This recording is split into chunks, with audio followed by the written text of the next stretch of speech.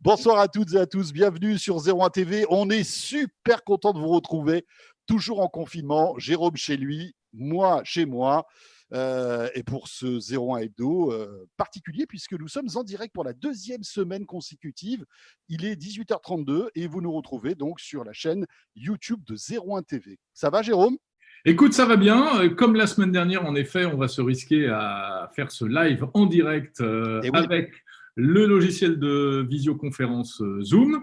Voilà, on est en autopilotage, donc forcément, on le rappelait, on est ravis d'être avec vous, mais c'est un peu avec les moyens du bord. Hein. On n'a pas nos petits génériques, on n'a pas voilà, des petites choses comme ça, les reportages, etc. Mais on va avoir, malgré tout, plein de choses intéressantes à vous dire avec plusieurs invités qui vont nous rejoindre, hein, François. Oui, on a un 01 Hebdo exceptionnel, sincèrement, et je pèse mes mots parce que franchement, on va évoquer énormément de sujets. Dans un instant, Michel Paulin sera avec nous. Il nous attend d'ailleurs dans la salle d'attente Zoom, tout comme Jordan Cossino d'ailleurs, qu'on va retrouver aussi.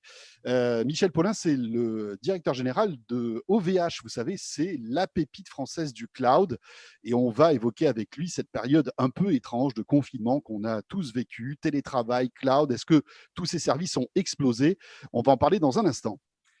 Exactement. On parlera également de la fameuse application Stop Covid, cette appli qui n'est pas encore officielle. Mais ce soir, écoutez, ça devrait être très intéressant parce qu'on va donner la parole à un développeur, en fait, et à une personne qui est vraiment au cœur du réacteur et qui travaille actuellement à la conception de cette application Stop Covid et qui nous appellera tout à l'heure des États-Unis.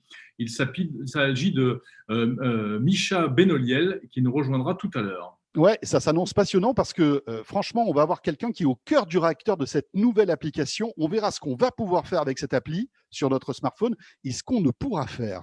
Ça s'annonce passionnant. On évoquera aussi le paiement sans contact, Jérôme, qui va devenir déjà ce qui était une habitude pour toi et moi et pour beaucoup de gens, mais qui va sans doute encore plus se généraliser. Et c'est PayPal qui va prendre le train aussi du paiement sans contact avec le QR code. Et on aura le plaisir d'avoir le directeur général de PayPal France en direct, là aussi, dans quelques minutes. Exactement. Et puis, comme c'est 01 Hebdo sur 01 Net TV, bien entendu, on parlera un petit peu de ces sujets qui nous passionnent régulièrement. Les smartphones avec Nicolas Lelouch qui sera là tout à l'heure pour répondre aux questions sur les dernières innovations, les dernières infos en matière de smartphone. Et puis, écoutez, il y a une semaine assez chargée et intense parce qu'on a pas mal de news à débriefer avec vous. On a Sonos qui lance une nouvelle barre de son. On a François qui brandit son iPad Pro.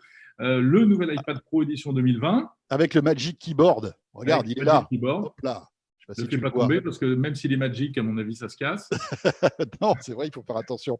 Voilà, on a également des annonces TCL, des annonces Apple en termes de MacBook, et puis il y a même un nouveau sur Facebook signé Microsoft. Bon voilà, j'espère qu'on aura le temps de parler de tout ça. Hein. Oui, on aura le temps. Et puis, bien sûr, toutes vos questions, puisqu'on est en direct, avec Jordan qui va être un peu notre vigie comme la semaine dernière. Est-ce que Jordan est là dans la salle d'attente, Jérôme ? Alors, nous allons inviter Jordan à nous rejoindre. Jordan.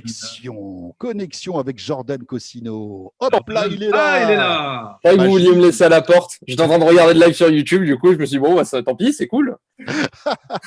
T'étais à la porte. Ouais, non, mais oui, j'ai envoyé un SMS à Jérôme, je lui ai dit, je suis à la porte, ouvre-moi, il voulait pas, écoute. Vous savez que c'est quand même une sacrée acrobatie de faire un live sur Zoom, parce que c'est Jérôme qui a en fait qui copilote l'Airbus A380. Le cockpit, là. Voilà. Ouais. Et voilà, c'est pas évident. Donc, on essaie de tâtonner, de progresser de semaine en semaine, parce qu'il faut rappeler que Zoom, c'est pas un programme qui est fait pour faire de la télé ou des émissions vidéo. C'est avant tout un système de visioconférence. Ça va, mon Jordan ? Bah écoute, très bien. Je commençais un peu à lire un peu et à répondre aux questions qu'il y avait sur le chat YouTube qui fonctionne dès le début, ce coup-ci. Oui, t'as vu ? C'est ma petite fierté. Et sur Twitter aussi, vous pourrez agir avec le hashtag. Et comme la semaine dernière, on lit tout. Très bien. Bon, t'étais un peu steak haché, là. Oui, là, on t'a perdu quelques. C'est vrai ? Mais... Ah mince, c'était ma meilleure partie pourtant. Dommage. Jordan, explique-nous. Donc, tous ceux qui sont avec nous peuvent poser des questions via le live, donc YouTube. C'est ça, via le chat YouTube ou sur Twitter avec le hashtag 01 Hebdo s'ils n'ont pas de compte YouTube ou s'ils ne veulent pas passer par YouTube. On est partout. Voilà, exactement. Voilà. Et donc, n'hésitez pas. Nicolas Lelouch sera là, Jérôme, tu le disais, pour répondre à toutes vos questions smartphone avec, évidemment, l'iPhone SE, mais il y a eu pas mal de nouveautés côté smartphone avec le nouvel Oppo, etc. Vous avez des questions smartphone dès maintenant, notez-les. Jordan se fera un plaisir d'être votre messager, en quelque sorte. Il y a déjà une question écouteur. Il y a quelqu'un qui veut savoir quelle est ta paire d'écouteurs. Qu'est-ce que c'est? Qui, moi? Oui, toi, ta paire d'écouteurs. Moi, c'est du JVC. Voilà. Voilà. C'est une petite question. JVC, ça ressemble à ça, et c'est excellentissime. Voilà, c'est des JVC un peu haut de gamme que j'avais dans un tiroir depuis très longtemps. Autant vous dire que je suis passé comme tout le monde à l'ère du Bluetooth, mais grâce au confinement, je retrouve les fils, je retrouve des câbles. Regarde, je sais pas si vous voyez, mais je vais vous montrer. Regardez tous les câbles que j'ai là. Oui, bon, ça va. C'est un concours de. C'est un concours de hardware. Alors moi, je te montre, voilà. Ça t'intéresse, ça? Non, mais vous savez, on se rend compte que quand on fait un live comme ça, il faut avoir une très bonne qualité de transmission et rien ne vaut les câbles. Donc c'est pour ça que j'ai un micro avec un fil, Exit Bluetooth. C'est pour ça que le PC que j'ai, celui de Jérôme, est connecté en Ethernet, etc. Je peux le dire, on a investi cette semaine exprès dans des câbles Ethernet. Hein. Oui, c'est vrai. Et on était fébrile devant la boîte aux lettres tous les jours pour voir si on allait les recevoir avant le live. Bon, écoute, on croise les doigts. Pour l'instant, ça marche. Et je vous propose, les amis, qu'on fasse entrer sur la piste notre premier invité, puisqu'il est là. Je le vois patienter sagement en salle d'attente. C'est Michel Paulin. Michel Paulin, le PDG directeur général de VH. Et voilà, Michel, bonsoir. Bonsoir, vous allez bien? Michel Paulin. Ça va, Michel? Bonsoir. Merci d'être avec nous, Michel Paulin. Merci à vous. Directeur général d'OVH, donc OVH qui est, je disais tout à l'heure, une vraie pépite française du cloud, même au niveau européen. Il faut savoir que, effectivement, il y a tous les géants du cloud américain, mais on a cette particularité d'avoir un vrai cloud souverain qui s'appelle OVH. Michel, peut-être première question, j'imagine que ces dernières semaines, avec le confinement, ça a dû pas mal changer de choses chez OVH, non? Parce que j'imagine que vous avez dû avoir tous vos services qui ont dû exploser en termes de fréquentation, non? Alors, ce qui est clair, c'est que nous hébergeons beaucoup de sites qui sont des sites extrêmement sollicités. Et quand je dis sites, c'est des applications et des logiciels qui sont extrêmement sollicités en période de confinement. Et oui, nous avons vu, nous, une explosion de l'utilisation de ces logiciels. On a vu aussi une explosion des réseaux qui sont interconnectés avec nos data centers. Et donc, il y a une explosion. Je donne juste un chiffre parce que je l'ai donné au public. Le jour du confinement, nous avons reçu 30% de demandes digitales supérieures à la moyenne de ce qu'on avait du jour au lendemain que ce que nous avions dans les semaines précédentes. Ah oui. Donc, il y a eu un engouement énorme pour utiliser de manière soudaine, parfois un peu brutale, des outils numériques. Et donc, nous, il a fallu répondre à ces demandes. Et on avait à la fois un triple défi. La première, c'est que on a confiné une partie de nos salariés qui, eux aussi, sont comme moi, confinés chez eux. Mais il était hors de question que nos usines et nos data centers, on le fasse en télétravail. Et donc, on s'est réorganisé pour garantir la pérennité de l'ensemble et la qualité de service de l'ensemble de nos services. Donc, on a continué à produire. Et même, on a augmenté la production nombre de serveurs tous les jours que nous faisons en France. Et malgré certaines difficultés d'approvisionnement de composants, la grande chance que nous avions, c'est que nous construisions nous-mêmes, nous en France, nos serveurs. Et donc, ça nous a permis de répondre à la demande de nos clients et de les solliciter. Donc oui, ça a été un grand défi. Et moi, je suis très, très fier quand même des équipes parce que c'est remarquable ce qu'elles ont fait et le dévouement, la fraternité qu'il y a eu d'ailleurs entre les équipes, avec des équipes qui ont créé des shifts pour aider ceux qui étaient dans les usines, près, entre guillemets, les cols blancs, qui aidaient aussi ceux qui étaient dans les usines et dans les data centers. Donc, il y a beaucoup de fierté et je trouve que la fraternité qu'on a vue dans cette période-là est vraiment très encourageante. On sait que, ces périodes, il y a le pire et le meilleur et je ne garderai que le meilleur. Alors, c'est vrai, Michel, qu'on a eu l'occasion de visiter les locaux d'OVH et on a vu comment vous travaillez, notamment cette histoire de serveurs que vous concevez vous-même et qui ont été conçus par le fondateur historique, le papa d'Octave Klaba, et notamment ce système de refroidissement par eau qui est à la fois économique, écologique, assez innovant, etc. Au-delà de ça, comment est-ce que ce boom que vous décrivez, ce besoin de connexion des Français, ce besoin d'utilisation en technologie, comment est-ce que vous répondez à ce type de besoin? Est-ce que vous avez dû mettre en place des solutions nouvelles, des choses que il y avait une espèce de plan hors sec ou vraiment vous avez pu encaisser la charge comme vous le dites? Non, on a pu encaisser la charge. Donc, je pense que les réseaux de télécommunications étaient certainement beaucoup plus sollicités que nous étions, parce qu'en fin de compte, c'est là où se trouvent les tuyaux, et c'est là certainement où il y avait des dangers. Et d'ailleurs, j'ai vu qu'il y avait un certain nombre d'acteurs qui avaient décidé de diminuer la haute définition et de passer en des standards, parce que c'était certainement le principal bottleneck. Nous, ce qu'on a vu, c'est une très forte augmentation, et nos clients nous ont demandé de grossir la capacité de leurs serveurs pour être capables de gérer l'ensemble des volumes. Et on l'a vu, et on a vu vraiment cette appétence, et donc on a essayé, nous, de répondre à cette forte demande en rajoutant des capacités, et on l'a fait au gré des demandes de nos clients, mais également dans le cadre de la souveraineté, de la solidarité qu'il y a eu, puisqu'on en parlera peut-être. On a lancé un programme qui s'appelait Open Solidarité, parce qu'on a beaucoup de nos clients qui sont des hôpitaux, qui sont des organismes publics, des organismes de santé, des organismes d'enseignement, et pour lesquels, eux, ça a été une vague, un tsunami qui les a pris, et donc on a essayé de les accompagner et de leur fournir les capacités pour appréhender ces milliards de connexions qui simultanées se sont déversées sur leurs équipements. Et puis il y avait quand même un autre sujet, c'était tout le sujet de la résilience. Donc moi je disais que ces périodes-là, dans le domaine IT, et en particulier, nous, nos clients, on est dans un métier B2B, donc ce sont des gens qui vendent peut-être éventuellement à des utilisateurs finaux. Il y avait le sujet de la confiance, et on va parler peut-être du Covid et de toutes les applications autour du Covid. Qu'est-ce que c'est que la confiance, et où sont mes données, comment sont-elles gérées? La notion de résilience, comment je suis capable de résister à des changements radicaux et aussi brutaux, et le problème qui apparaît de plus en plus sur la souveraineté. Est-ce qu'aujourd'hui, on est capable, on dépend réellement de quelques acteurs et dans le numérique, je pense que la question se pose, finalement, est-ce que l'Europe a les solutions pour être capable de répondre à des situations? Et on a vu que de manière dramatique, les masques ou les respirateurs, il y avait vraiment des intégrations et des antibiotiques. Et je pense qu'il faut aussi se poser la question sur le domaine des numériques. Donc, c'est les trois sujets, je pense, il y a une discussion que nous avons aujourd'hui auprès de nos clients: la confiance, la résilience et la souveraineté.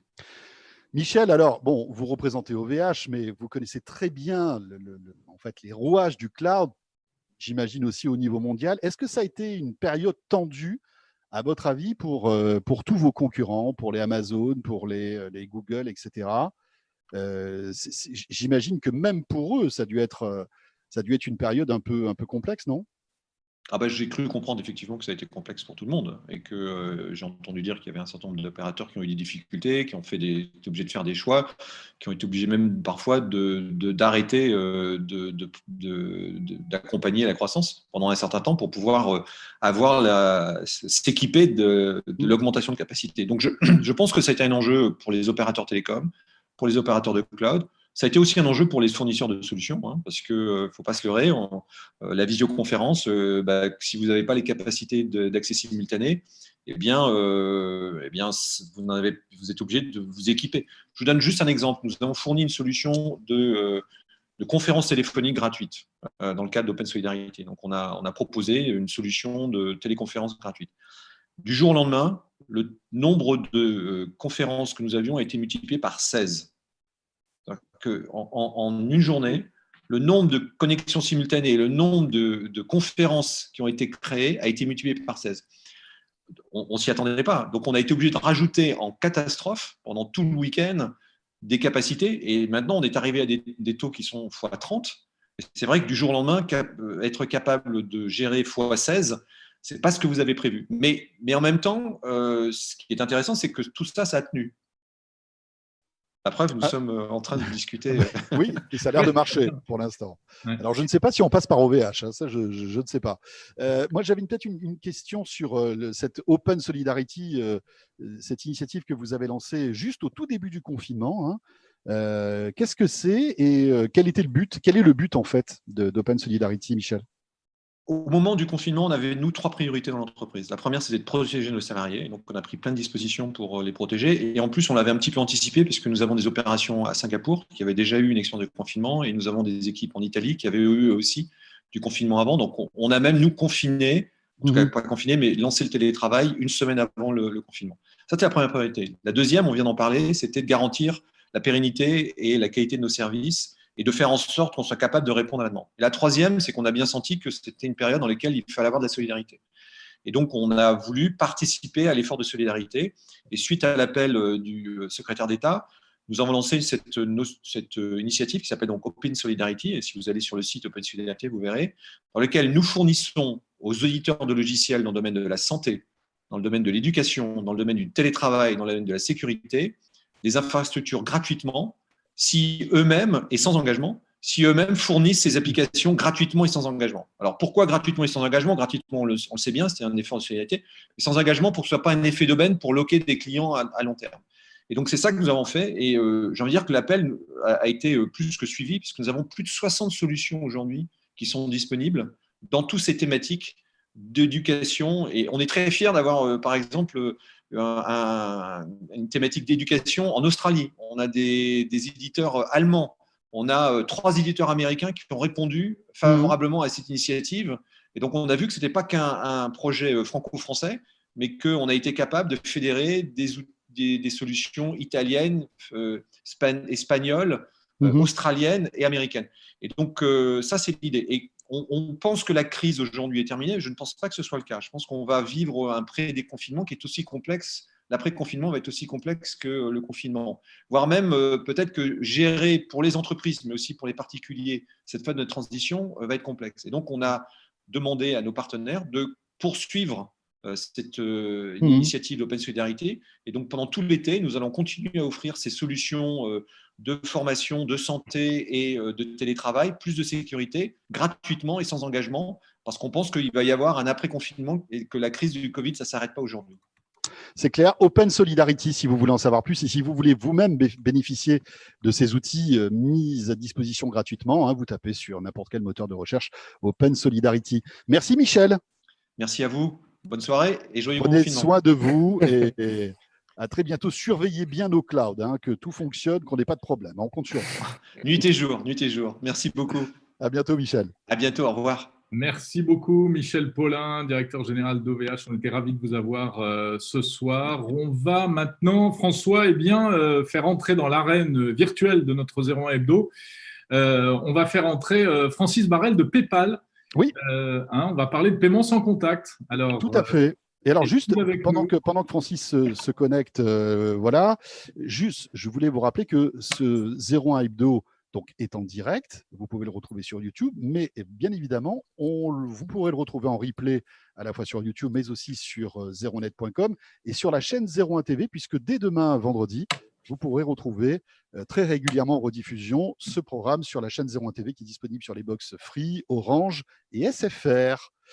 Ça va, Jordan, j'ai pas dit de bêtises pour l'instant? Non, c'est bon, t'es bon. Moi, je continue de lire un peu le chat, de répondre à tout le monde. Encore une fois, si vous avez des questions, n'hésitez pas.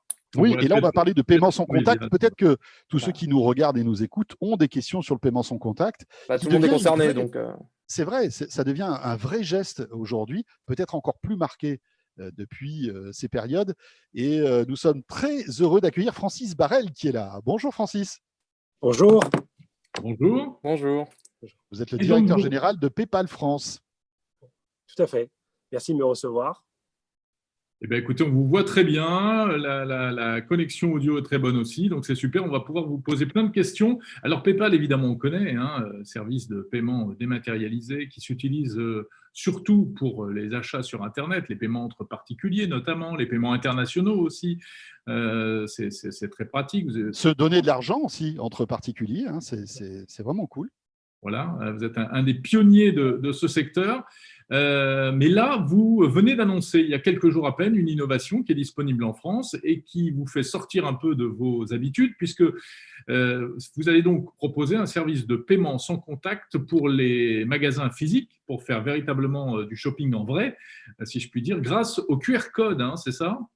Oui, c'est exactement ça. En fait, il y a quelques jours, suite à la demande de nos clients, nous avons accéléré le lancement de ce projet autour du QR code qui permet les acheteurs de payer sans zéro contact. En fait, c'est vraiment sans contact et les petits magasins, même les plus grands, de proposer un QR code pour être payé directement. Donc, l'avantage, c'est que, comme vous l'avez dit, et je pense que c'est ce dont vous parlez juste avant que j'intervienne, en ce moment, les conditions d'hygiène et les demandes des consommateurs sont très, très importantes. Et fait que les clients ne veulent même plus tapoter en fait leur mobile ou la coque de leur mobile contre un TPE, voir rentrer les 4 chiffres de PIN de leur carte. Donc, c'est pour ça qu'on a vraiment décidé d'accélérer le lancement de cette innovation en France, afin de permettre à tout le monde de payer de manière sécurisée et confortable aussi. Francis Barrel, expliquez-nous où est-ce que je peux payer avec PayPal aujourd'hui dans des magasins physiques? Parce que sincèrement, ce n'est pas quelque chose qu'on voit encore très souvent. Mais où est-ce que je peux payer avec PayPal dans des magasins physiques? Alors, tout à fait, c'est vrai que c'est très récent, vous l'avez annoncé, on l'a lancé il y a quelques jours à peine. L'avantage de la solution PayPal, c'est qu'à partir du moment où vous déployez un service, surtout que c'est un service gratuit aujourd'hui pour tout le monde, aussi bien pour les acheteurs que pour les commerçants physiques, c'est gratuit jusqu'à la mi-septembre. Donc, à partir du moment où vous déployez ce service, les gens vont se l'approprier et vont l'utiliser en fait. Et donc, on n'a pas encore d'idée de qui va l'adopter, mais on espère que les pharmacies, les supermarchés, même les restaurants qui vont faire la livraison pourront apposer tout simplement ce QR code sur soit le plexiglas, sur leur vitrine ou carrément sur le packaging de leurs produits afin d'être payés. Donc, on n'a pas encore les chiffres puisque c'est vraiment tout récent. Mais on pense que nos utilisateurs vont l'adopter, se l'approprier et vont peut-être avoir des utilisations qu'on n'imaginait même pas jusqu'à présent. Des chauffeurs de taxi, comme vous savez, enfin à l'étranger, vous avez parfois des chauffeurs de taxi qui ont un plexiglas entre l'avant et l'arrière de leur véhicule. Avant, c'était pour se protéger contre les agressions. Donc peut-être qu'on va voir ça apparaître pour rassurer les passagers. Donc pourquoi pas? Est-ce que Blablacar, par exemple, avec qui on travaille depuis des années, est-ce que ça ne va pas être les conducteurs Blablacar qui vont équiper leur véhicule de plexiglas ou d'autres? Donc vraiment, on est ouvert, on le met à la disposition de nos plus de 10 millions d'acheteurs en France et de clients. Et on a plusieurs centaines de milliers de e-commerçants aujourd'hui et chaque jour, plusieurs milliers de nouveaux comptes qui se créent. Donc on pense que chacun va l'adopter et se l'approprier. Alors, Francis Barrel, je crois que Jordan Cossino je me permets de vous couper. Voilà, qui veille pour nous sur les réseaux. Tu as des questions, Jordan? Incroyable. Ouais, il y a Sébastien qui demandait s'il y aura une commission pour ce service, du coup, ou pas. Alors, c'est ce que je disais, c'est 100% gratuit. Donc, c'est 0 contact, c'est 0 intégration, puisqu'en fait, vous avez juste besoin d'aller sur votre compte PayPal, d'imprimer le QR code et c'est fait. Et c'est 0 commission jusqu'à la mi-septembre, puisque évidemment, en cette période compliquée pour tout le monde, en particulier pour les commerces physiques qui ont dû fermer pendant des semaines, voire des mois, on a voulu mettre notre participation et faire part de notre, faire une offre à nos clients. Et donc, on a décidé de rendre le service 100% gratuit jusqu'à la mi-septembre, donc pratiquement 6 mois, pour que les gens l'adoptent, l'utilisent et qu'on le teste tous ensemble. Il y a S7 qui demandait pourquoi ne pas proposer une carte dématérialisée sur Apple Pay ou Android. Ça aurait pu être une solution aussi. Voilà. Alors, c'est ce que je disais tout à l'heure, c'est en fait le challenge d'avoir une carte virtuelle qui est intégrée à un téléphone. C'est qu'après, vous devez apposer votre téléphone contre un TPE pour payer sans contact. Mais en fait, ce que j'ai découvert ce matin quand je me déplaçais avec mon masque, c'est que en fait, je ne pouvais pas payer avec l'identification faciale de mon téléphone parce que le masque ne me reconnaissait pas. Donc, vous imaginez, vous êtes dans la boutique, vous avez un sac dans la main, vous avez le téléphone de l'autre, vous essayez de payer et en fait, ça ne marche pas. Donc, soit effectivement, vous posez le sac pour rentrer le code parce que vous devez faire une deuxième identification, soit au pire, ce qu'il ne faut jamais faire, c'est vous retirer votre masque pour vous identifier, ce que tous les médecins ne recommandent pas. Donc, du coup, l'idée vraiment, c'est qu'avec une simple capture d'écran du QR code de votre caméra, à 20 cm, 30 cm du plexiglas, par exemple, donc vraiment sans contact, vous arrivez sur l'app PayPal, vous rentrez le montant, vous validez et c'est payé. Donc, c'est vraiment 2-3 étapes, c'est très rapide. Et il y a plusieurs personnes qui demandaient aussi, après les 6 mois, combien ça sera, puisque potentiellement ce service sera payant. Est-ce qu'il y a une idée du prix ou est-ce que ce n'est pas encore dans les cartes? Non, on l'a annoncé, en fait, ça sera une commission qui est assez compétitive, et donc ça sera 0,6% plus 10 centimes d'euros. Donc, qui sont des commissions qui sont vraiment très compétitives et très avantageuses pour tous les commerçants pour continuer à les aider, à les accompagner dans leur développement.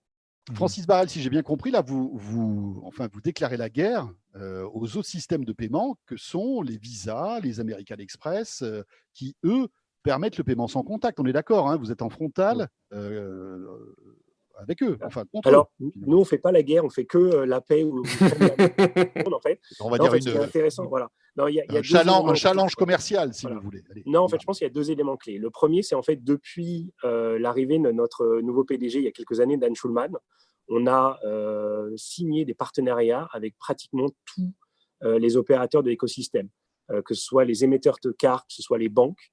Donc, on travaille de consort, main dans la main avec tous ces opérateurs et on a signé une trentaine de partenariats chaque année depuis 5 ans, qui fait qu'on est vraiment très, très bien implanté. En France, on travaille avec Stuart, qui est un opérateur de la Poste, qui fait justement des livraisons pour les petits magasins. On travaille avec BNP Paribas, qui est un partenaire stratégique. On travaille avec toutes les banques françaises. Donc, on est vraiment un partenaire et stratégique. Et le deuxième élément, en fait, ce qui est intéressant, c'est que nous, on est un acteur neutre de tout l'écosystème. Je disais qu'on travaille avec les banques, on travaille avec les émetteurs de cartes, mais on travaille avec tous les OS. On travaille avec tous les smartphones, y compris même BlackBerry, pour ceux qui en ont encore. Quand il en reste quelques-uns. Windows Phone quand même, Francis. Sur la main. Donc, voilà, que ce soit Android, que ce soit iOS, en fait, on travaille avec tous les OS, tous les opérateurs. Donc, vraiment, l'idée, c'est qu'on soit un outil. C'est ce que je disais, en fait. C'est que nous, on fournit un outil gratuit, justement, pour les jusqu'à mi-septembre, pour les commerçants, pour les utilisateurs et pour les opérateurs qui le testent, qui se l'approprient. S'ils veulent l'intégrer dans leurs apps, s'ils veulent l'intégrer dans le système de caisse, ils peuvent. L'idée, c'est que ça soit déployable sans intégration, c'est ce que je disais. Et s'ils veulent l'utiliser comme ils le veulent, et encore une fois, avoir des applications qu'on n'imagine même pas, on le propose et c'est à eux d'en faire ce qu'ils veulent. Francis, c'est un peu une opportunité finalement pour vous parce que le paiement par QR code, ça se fait beaucoup en Chine avec l'application WeChat. Ouais. C'est pas du tout répandu en France. Est-ce que finalement, ça va pas être pour vous l'occasion d'entrer sur le marché mais est-ce que vous êtes certain que, on va dire, après le déconfinement, il y aura toujours autant d'intérêt à ce moyen de paiement par rapport à du sans contact classique? Oui, tout à fait. Ouais, je pense qu'il y a 3 éléments. Le premier, c'est qu'en fait, dans cette période, mais même à la sortie du confinement, pour être une société qui réussit, mais qui aide sa communauté, il faut être solidaire, il faut être réactif et patient, mais il faut aussi être innovant. Donc là, l'idée, c'est qu'on est innovant. La deuxième élément, c'est que vous avez dit qu'effectivement, il y a d'autres acteurs qui proposaient ce paiement en QR code depuis des années, mais c'est vrai que ce sont des acteurs qui ne sont pas nécessairement implantés en France. Ils n'ont pas 10 millions d'utilisateurs actifs, qui ont tous downloadé l'app, qui sont tous très engagés avec PayPal. Donc ça, c'est quelque chose qu'on peut apporter au magasin. Et le troisième élément, c'est après la crise, qu'est-ce qui va se passer ? C'est sûr que les gens vont peut-être revenir à un moment donné, quand on trouvera un vaccin, quand on trouvera un traitement, vont revenir à une consommation plus traditionnelle. Mais ce qu'on voit, c'est que la limite entre les paiements, ce qu'on appelle en ligne, et les paiements hors ligne, donc le monde physique, le monde numérique, cette limite disparaît de plus en plus. Et on le voit avec Stuart, dont je parlais tout à l'heure, qui est en fait des livraisons physiques, mais payées en mobile. On le voit avec tout ce qui est Drive, tout ce qui est Click and Collect. Donc, ce sont des paiements qui sont numériques, mais du coup, avec une livraison dans le monde physique. Donc, tout ça, en fait, sont des barrières qui n'ont plus aucun sens. Ce sont des barrières qui ont été développées, parfois on parle de phygital, qui est un terme que je n'aime pas du tout, mais sont des termes ou des barrières qui n'ont plus aucun sens. Et les consommateurs, aujourd'hui, ils veulent payer comme ils le veulent, de manière sécurisée, de manière très simple, et à distance aussi, ou en tout cas sans contact. Donc, si on leur permet de faire ça, je pense que même quand tout le monde sera revenu en phase normale, il y aura toujours des utilisateurs qui vont payer de manière aussi sécurisée, aussi facile. Je me permets justement sur la sécurité, il y a beaucoup de questions dans le chat vis-à-vis de la sécurité par rapport à notamment les petits soucis qu'a eu PayPal en février de cette année, savoir si vraiment ce service-là est 100% sécurisé et quelles mesures ont été mises en place pour sécuriser tout ça. Ah, Francis, on l'a perdu. Oui, je suis là. Voilà. Ouais, voilà. Désolé, en fait. Oui, en fait, à l'ADN de PayPal, à la base de PayPal, c'est la sécurité.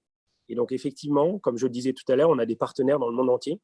Et parfois, en fait, il y a des gens qui abusent de la sécurité de notre plateforme pour faire du phishing, par exemple, pour faire du spoofing. Mais quoi qu'il arrive, nous, en fait, on protège toujours nos clients, que ce soit nos acheteurs ou les commerçants. Et si on voit qu'il y a une utilisation frauduleuse du système PayPal, on va toujours rembourser notre consommateur. Toujours. Ça, c'est la base de PayPal et c'est dans notre ADN. Donc, l'objectif, c'est toujours de proposer une expérience qui est sécurisée et qui est simplifiée. Et l'avantage de ce QR code, c'est un QR code statique, donc qui est lié au compte PayPal du commerçant, donc de la boutique, du chauffeur de taxi, de la pharmacie. Et en fait, du coup, c'est un QR code qui est unique à ce magasin et qui est sécurisé. Et ce que demandait et je finis là-dessus, ce que demandait quelqu'un, c'est Cédric Guy d'ailleurs sur YouTube. C'est quelle preuve immédiate à le commerçant comme quoi j'ai bien validé mon paiement et du bon montant? Voilà. Alors, du coup, vous en avez deux. Vous avez le client, en fait, qui lui-même aura une confirmation du paiement et qui pourra montrer à distance aux commerçants. Okay. Mais en fait, aujourd'hui, on a proposé aussi depuis quelques années une application mobile pour les commerçants sur laquelle vous avez des notifications instantanées. Parce que l'avantage de PayPal, en fait, c'est qu'à partir du moment où un acheteur vous paye, vous avez les fonds instantanément sur votre compte PayPal avec une notification par email, mobile, de texto, si vous voulez, même une notification de l'app. Ce qui fait que si vous êtes un petit commerçant et que vous voulez être rassuré que les fonds sont bien arrivés, et qu'encore une fois, c'est la sécurité de base, vous pouvez avoir la notification instantanée du compte PayPal. Très bien. Merci Francis Barrel. Merci pour toutes ces précisions. C'est déjà disponible, bien sûr, et je pense que vous allez bientôt annoncer des partenariats assez, on va dire, costauds avec des distributeurs, des commerçants, non ? Alors, l'objectif, comme je vous le disais, c'est qu'on propose ce service et qu'après, comme je le disais aussi, il y a le terrain qui nous l'a demandé, des grands commerçants ou des plus petits. D'accord. Donc, on essaie de le proposer à qui le voudra. Et comme je vous le disais, on est un acteur neutre, donc on travaille avec le plus de commerce possible. Et donc, j'espère qu'on pourra annoncer de bonnes nouvelles autour de ça. Voilà, l'objectif étant que vous soyez dans un maximum de commerce pour qu'on puisse utiliser ce service le plus souvent possible. Oui. Merci beaucoup, Francis Barrel. Merci à vous. À très bientôt. Au revoir. À bientôt. Merci, voilà François. Voilà pour le paiement. Hein. Oui. Sans contact, c'est pas mal. Il faut qu'on apprenne à ne pas se marcher dessus. Hein. C'est vrai que ce n'est pas comme en studio quand même, hein, la visio. On a Nicolas Lelouch qui va nous rejoindre tout à l'heure pour parler de smartphone, bien sûr. Et puis, juste avant, eh bien, François, on va donc accueillir notre invité suivant, qui est Misha Benoliel, que je vais faire rentrer tout de suite. Et pendant qu'il rentre, la conversation. Pendant qu'il rentre, je voulais juste rappeler que Nicolas sera là tout à l'heure, hein, mais Jordan, bien sûr, tu réceptionnes toutes les questions smartphone que vous pouvez d'ores et déjà poser. Ouais, j'en ai déjà vu quelques-unes. Voilà, à Nicolas, n'hésitez pas, ça sera vraiment avec beaucoup de plaisir que Nicolas pourra y répondre. Bien sûr. Donc, on prendra un petit quart d'heure tout à l'heure avec Nicolas pour répondre à toutes vos questions, puisqu'on est en direct, rappelons-le. Et on va donc passer maintenant à un très gros morceau. On va parler de cette fameuse application Stop Covid et de ce que les technologies peuvent faire ou ne pas faire pour nous aider à venir à bout de cette pandémie et puis à passer à la phase du déconfinement, comme on dit, avec notre invité qui nous a rejoint, qui est Misha Benoliel. Bonjour, vous êtes avec nous? Oui, bonjour Jérôme, bonjour François, bonjour Jordan. Bonjour. Bonjour Misha, alors vous êtes en direct de San Francisco, il est 10h du matin chez vous, merci d'être avec nous à quelques 10 000 km de France pour nous parler de cette application Stop Covid dont vous êtes l'un des artisans. Il faut savoir que derrière cette appli Stop Covid et la technologie que la France a choisie, il y a des acteurs, alors il y a Orange, il y a Linera et il y a vous. Est-ce que vous pouvez vous présenter parce qu'on ne vous connaît pas forcément autant qu'Orange ou Linera, qui êtes-vous ? Oui, bien sûr. On fait partie d'un groupement qui est une fondation qui s'appelle Coalition Network. Et donc, on est un groupe de développeurs qui avons on va dire, beaucoup d'expérience et d'expertise dans le domaine de la connectivité entre téléphones mobiles. Et on a fait ça depuis presque plus de 10 ans maintenant. Dans le passé, on avait fait une application que vous connaissez peut-être, qui s'appelle FireChat. Ouais, moi j'étais un utilisateur de FireChat. Je chattais dans l'avion avec mes potes en Bluetooth, alors qu'il n'y avait pas de Wi-Fi, pas de réseau. C'était génial, je trouvais cette appli géniale. Oui, donc on a une bonne expérience en connectivité entre smartphones. FireChat avait fait un vrai carton. Donc depuis, on a monté une société qui s'appelle Nodel, où on fait de la connectivité pour les objets connectés. Et mi-mars, on s'est retrouvé à San Francisco en confinement chez nous et on a vu ce qu'avait fait Singapour avec leur application pour justement faire du contact tracing. Et on s'est dit, il faut absolument qu'on fasse quelque chose parce que c'est un domaine qu'on connaît bien, on a l'expertise. Et en plus de ça, on a voulu développer un protocole pour protéger justement les informations privées de tout le monde. Donc, on s'est mis au boulot, on a bossé jour et nuit, on continue de bosser jour et nuit avec l'équipe. Et donc, on a sorti une application qui s'appelle Coalition. Et on a fait un protocole qui s'appelle le Whisper Tracing Protocol, qui est un protocole qui protège justement les informations privées et qui permet l'échange de contacts. Et donc, on a suivi ce qui se passait en France et on a été avec l'équipe ravis de rejoindre le consortium pour pouvoir aider avec notre expertise, notre savoir-faire. Et donc, on apporte toute la brique qui concerne la partie Bluetooth, donc de communication et d'échange entre les téléphones. Merci de. Alors, juste avant, Jérôme, que tu poses cette question, je vous remercie d'être là parce que c'est vrai qu'on n'a pas beaucoup d'informations sur cette appli Stop Covid. On a l'impression qu'il y a quand même une espèce de secret, de flou sur son fonctionnement, hein, Jérôme. Et on est très heureux que vous soyez là pour nous expliquer comment elle va fonctionner. Alors, il y a beaucoup d'acteurs. Donc, je pense que c'est aussi ce qui explique pourquoi il y a, comme vous dites, peut-être un peu de flou. Mais ceci dit, on est en contact assez régulièrement avec l'INRIA, qui synchronise donc les efforts de tous les participants. Et donc, nous, on apporte toute cette partie connectivité qui va permettre justement l'échange d'identités anonymes entre les téléphones. Donc, la façon dont l'application va fonctionner, c'est vous avez cette application sur votre téléphone et à chaque fois que vous rentrez en contact avec quelqu'un, que vous passez du temps avec quelqu'un, l'application échange avec le téléphone de votre voisin ou de la personne avec qui vous êtes cet identifiant qui est anonyme et enregistre le temps passé avec cette personne, donc pour une distance qui est d'à peu près moins de 2 mètres. Puisqu'avec le Bluetooth, on est capable de distinguer justement et faire la différence entre les contacts qui se passent à moins de 2 mètres ou à plus de 2 mètres. Et si une des personnes avec qui vous avez passé du temps se déclare infectée dans le futur, automatiquement, si ça s'est passé dans les dernières 2 semaines, par exemple, vous allez recevoir à ce moment-là une alerte qui va vous dire « Ah, vous avez été en contact avec une personne qui était infectée, on vous recommande de contacter le numéro vert pour voir si vous avez des symptômes et donc voir si vous êtes à risque ou pas, vous devriez rester chez vous. » Donc, l'application va fonctionner de façon très simple et vous n'avez pas grand-chose à faire, je dirais, si ce n'est d'installer l'application et de la lancer. On voit ça comme un moyen de protéger les gens avec qui on passe du temps, donc la famille, les amis, les voisins, sa communauté, et aussi un moyen de se protéger soi-même. Donc, il n'y a pas de raison, je dirais, pour ne pas utiliser cette application si on veut pouvoir justement être alerté avant tout le monde, si on a été dans une zone à risque ou en contact avec des gens qui étaient infectés. Alors Micha, donc, si on comprend bien, vous avez déjà développé une application comme ça et c'est votre technologie que vous avez donc pu éprouver qui va être visiblement utilisée dans l'application Stop Covid du gouvernement. Et c'est vrai, comme le disait François, il y a beaucoup de questions par rapport au Bluetooth. D'abord en termes de fiabilité, est-ce que vraiment le Bluetooth, ça permet je veux dire, si on a le téléphone au bout du bras ou si on l'a au fond d'un sac ou au fond de la poche, c'est pas pareil puisque la propagation des ondes ne sera pas forcément la même. Est-ce que vraiment c'est suffisamment précis? Et puis la deuxième question, évidemment, c'est celle de la protection des données personnelles. Est-ce que ce sera réellement complètement anonyme? Donc, ce sont 2 bonnes questions. Sur la partie propagation, c'est vrai qu'il y a des différences en fonction de où le téléphone se trouve, s'il est dans la poche, s'il est dans un sac. Ceci dit, pour des contacts de moins de 2 mètres, on arrive avec une assez bonne précision justement à déterminer cette distance. Donc, ça a l'avantage de fonctionner assez bien. En plus de ça, le Bluetooth, par rapport à des solutions comme le GPS, fonctionne dans des endroits où il n'y a pas forcément de GPS ou de réseau cellulaire. Donc, demain, si on prend les transports en public, on prend le métro par exemple, le Bluetooth va fonctionner, ce qui est quand même un gros avantage. Le Bluetooth va aussi fonctionner si on prend l'avion.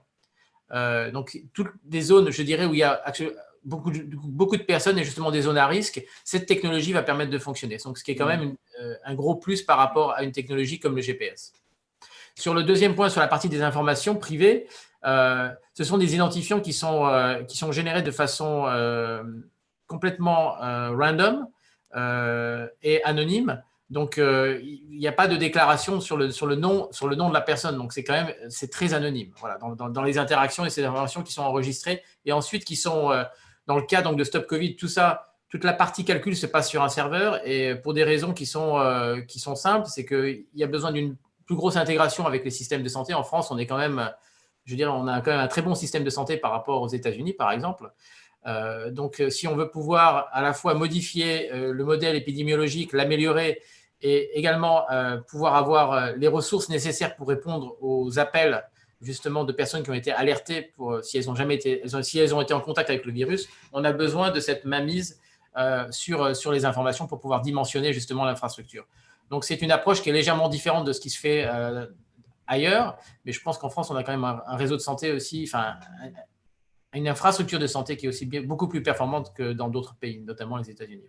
Alors Jordan, je vais te donner la parole dans un instant parce que je sais qu'il y a pas mal de questions sur le chat YouTube. Complètement. J'en avais une juste avant. La question que se pose aussi tout le monde, Micha, Android, iPhone, qu'est-ce qui va se passer? Comment ça va marcher? Jérôme a un iPhone, moi j'ai un Android, Jordan a un iPhone, etc. On va se croiser, on a le virus. Jordan a un Windows Phone. Windows Phone, bon courage, hein, Oui, Micha. j'ai le dernier, j'ai le seul. Comment ça va fonctionner? Parce que évidemment, enfin je dis évidemment, mais en France, on a fait le parti de ne pas prendre les API Google Apple. Tiens, juste peut-être avant de répondre à cette première question, que pensez-vous de ce choix stratégique, l'API Google Apple? C'est ce qu'il fallait, il fallait pas la prendre?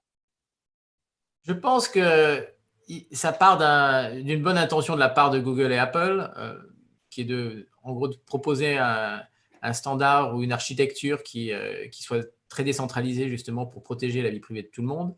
Maintenant, c'est vrai que quand ça vient d'acteurs comme Apple et Google, on peut quand même se poser un peu des questions.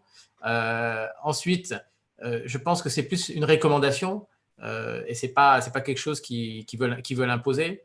Et il y a un avantage aussi à avoir sa propre solution.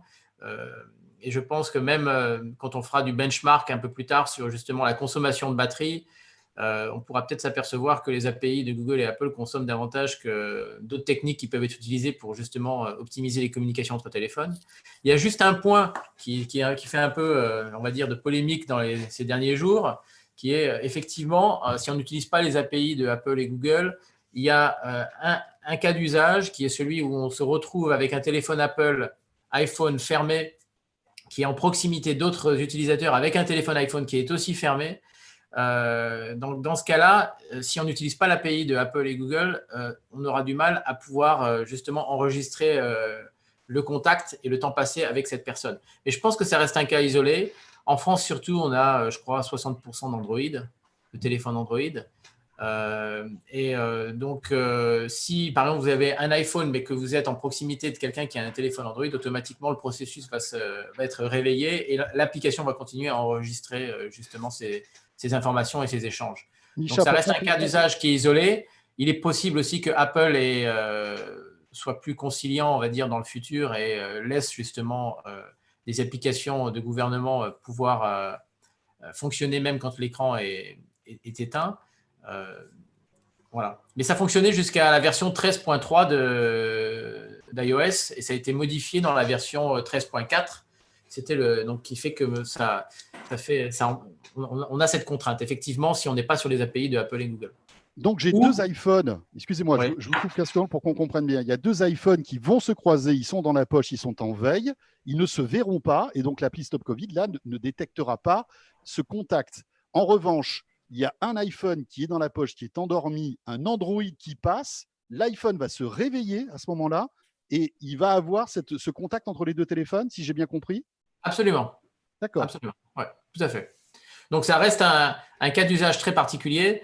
Maintenant, je pense que Apple devrait relaxer un peu leurs restrictions si par exemple c'est une application qui utilise une architecture similaire à celle qui a été suggérée par Apple et Google. Jordan, petite question. Ouais, les gens sur le chat s'interrogent surtout sur la consommation de batterie que peut avoir une appli comme ça qui tourne tout le temps. Et s'il y avait eu des tests qui avaient déjà été faits pour avoir à peu près un ordre d'idée. Alors, on a du benchmark et des tests à grande échelle, puisqu'on a, enfin, en tout cas pour notre groupe, donc avec Coalition, donc on a mis, si vous voulez, tout ce code et ce savoir-faire et donc cette application dans une fondation. Mais à la base, on a une société et on a des applications qui tournent en utilisant donc le Bluetooth en mode justement background et sur un téléphone en permanence. Et on a des consommations qui sont entre 0,5 et 3,5% de la batterie si vous chargez votre téléphone régulièrement toutes les 24 heures.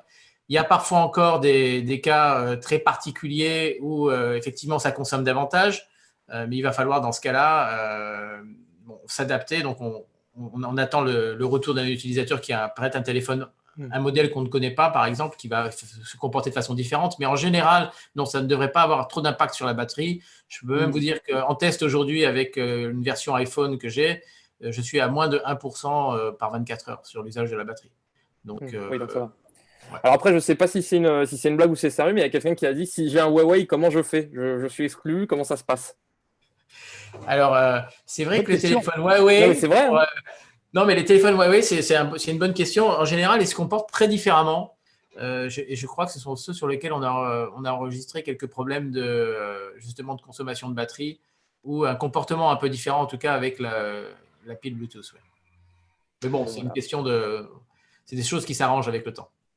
C'est Très des bien. bugs fixes qu'on fait assez facilement.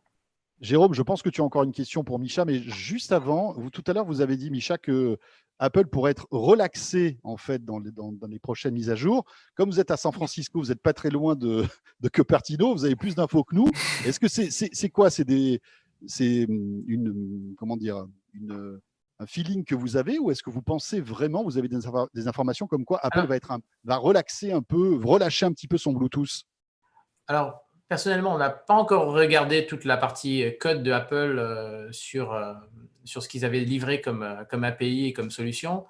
Je dis ça parce que je pense que ce que veulent Apple et Google, surtout, je pense, c'est de mettre en garde justement et d'éviter un abus et des architectures qui vont collecter ou des applications qui vont collecter trop d'informations sur les personnes. Et je pense que c'est plus une recommandation qu'ils font en termes d'architecture et que si on a une solution qui suit en gros cette architecture, je pense que si vous êtes parmi les quelques administrations ou gouvernements ou organisations de santé auxquelles ils donnent accès à ces API, dans ce cas-là, je pense qu'ils vont laisser votre application fonctionner de façon normale, on va dire. En tout cas, en bénéficiant du mode ou background et du mode avec un écran fermé. Voilà. Bon, bah écoutez, très bien. Peut-être une dernière question, ça arrive quand cette appli Stop Covid, Micha? Bah, le 2 juin. C'est ce qu'a annoncé le ministre en tout cas. De notre côté, on est prêt. Tous les composants, en tout cas toute la partie Bluetooth fonctionne. Après, c'est l'INRIA et le reste du consortium qui font le rassemblage. Ça doit être testé à partir de la semaine prochaine, hein, normalement, en France. Oui, tout à fait. Et est-ce que ça sera compatible avec même les vieux smartphones ou est-ce qu'il y a, on va dire, à partir d'une certaine génération, soit hardware, soit soft, ça ne marchera pas? Alors, sur Android, on remonte, je crois, jusqu'à une version, on parle en termes d'API, de version d'API, donc je crois que c'est API 20 pour l'instant. On peut améliorer ça et remonter sur des versions encore plus antérieures.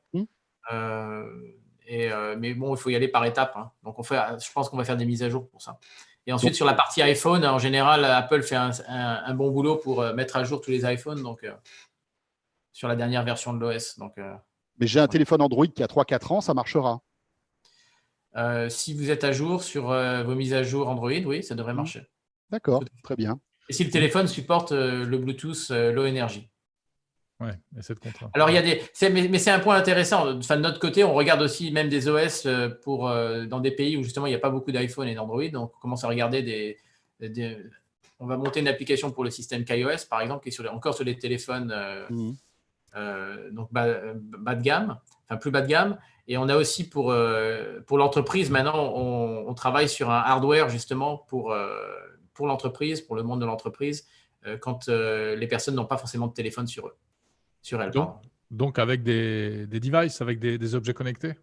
Absolument. Donc, un device que vous gardez sur vous et qui fait le même travail qu'un téléphone, qui sera même compatible avec un téléphone et qui permet donc justement d'enregistrer la distance et les interactions entre personnes.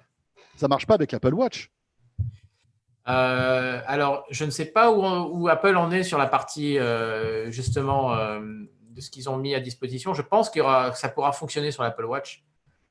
Absolument. Je pense que ce serait d'ailleurs un plus. Ouais. Bien sûr. Ouais.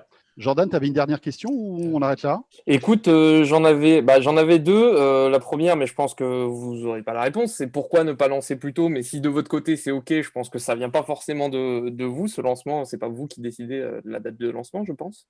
Il y a beaucoup d'intégration. Hein. Donc nous, on fait une partie du code. L'application intègre déjà plusieurs acteurs, mais aussi il faut pouvoir s'interfacer avec le système de santé. Donc, c'est ce qui demande le plus de temps. Et l'autre question, c'était pourquoi avoir choisi un système centralisé? C'est Anthony Da Silva qui demandait ça. Oula, alors là, c'est du lourd. Dans l'architecture, c'est une bonne question. Et je dirais que dans l'architecture qu'on a avec Coalition, on a un protocole qui s'appelle le Whisper Tracing Protocol. Vous pouvez aller voir en ligne et qui est complètement décentralisé.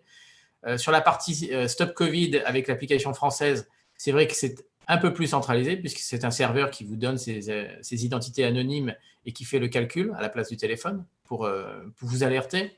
Mais bon, je dirais que ce qui est important, c'est qu'il y ait une application qui marche.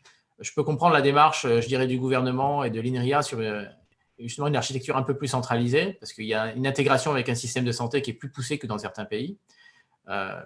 Mais ce qu'on voulait, c'était surtout apporter une brique au niveau Bluetooth qui puisse fonctionner dans la plupart des cas. Et je pense que cette application, même si elle sera utilisée, on va dire, au moment justement du relâchement du confinement, c'est important qu'on ait ce type d'application dans le futur parce qu'on risque d'avoir un Covid-20, un Covid-21 ou une autre épidémie. Et si on a ce type d'applications qui peuvent nous alerter à temps, on évitera peut-être la situation dans laquelle on a été aujourd'hui, ou à devoir rester chez soi et à affecter aussi l'économie de façon quand même importante et démesurée presque. Oui, mais ça serait peut-être pas mal aussi, Micha, d'harmoniser et que tout le monde, enfin, en tout cas, que tous les smartphones aient la même application et pas qu'on se retrouve avec un système en France, un système en Allemagne, un système en Angleterre et un autre aux US. C'est ça.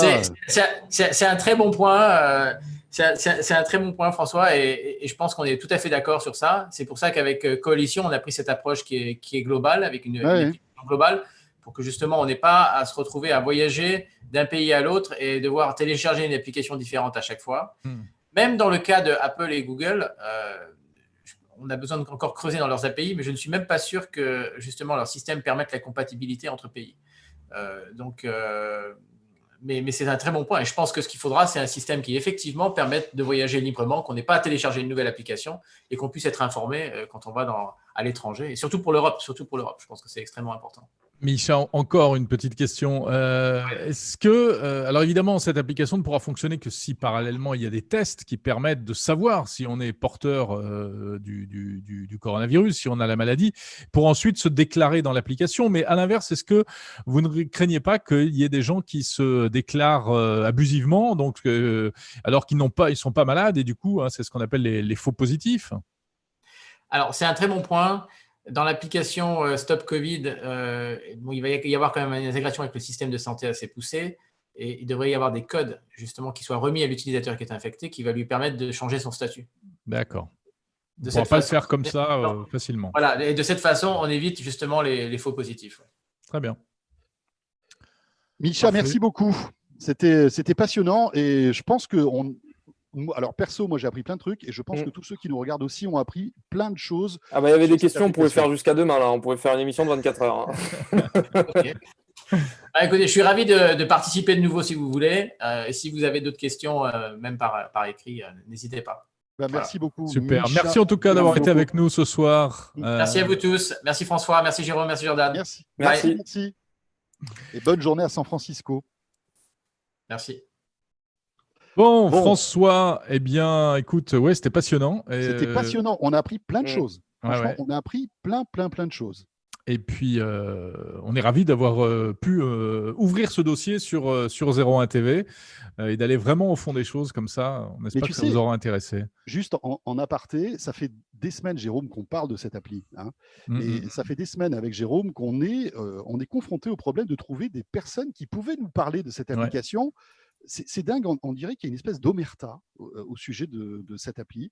Et c'est pour ça que, franchement, encore une fois, je remercie Micha parce que là, vraiment, on a des réponses concrètes de quelqu'un qui met les mains dans le cambouis pour cette appli. Et c'était un moment précieux. Donc, merci encore.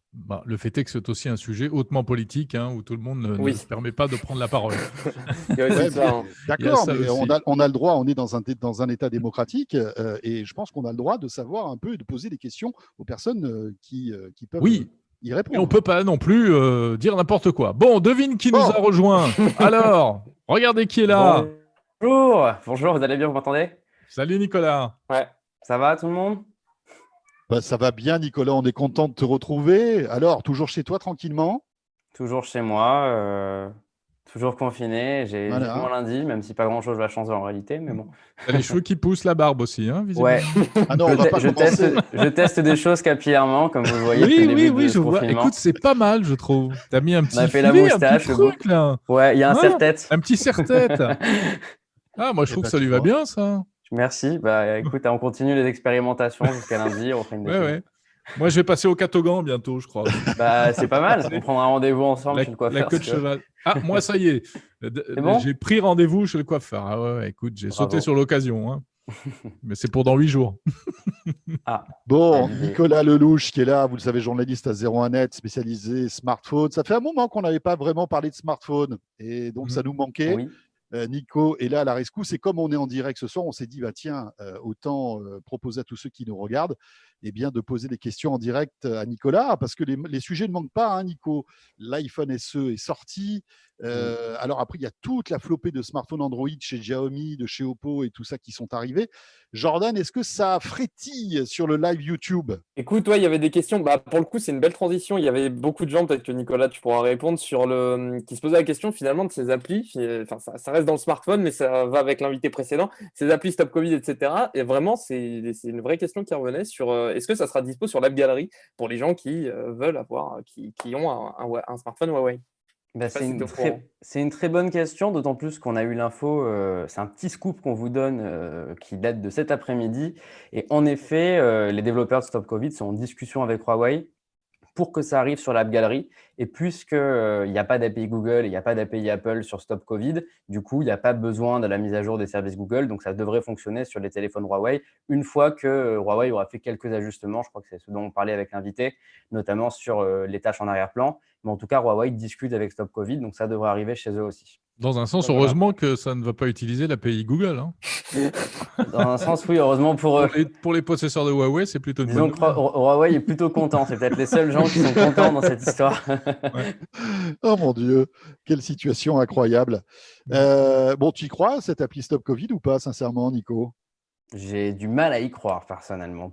Déjà pour ce dont on parlait tout à l'heure, qui est la question de l'API, je pense que se lancer en mode indépendant, sans travailler avec Apple et Google qui font quand même iOS et Android, c'est très compliqué. On va avoir du mal et on voit bien dans les pays qui l'ont fait comme Singapour et Israël, ils ont fait machine arrière et ils sont repartis sur l'API Google et Apple maintenant et ils ont décidé de partir là-dessus. J'ai même vu l'Angleterre, non? L'Angleterre a changé d'avis. L'Allemagne, elle était sur le même protocole que la France, puis elle a changé d'avis. Elle a dit on va avec Apple et Google parce que ça ne marche pas sinon.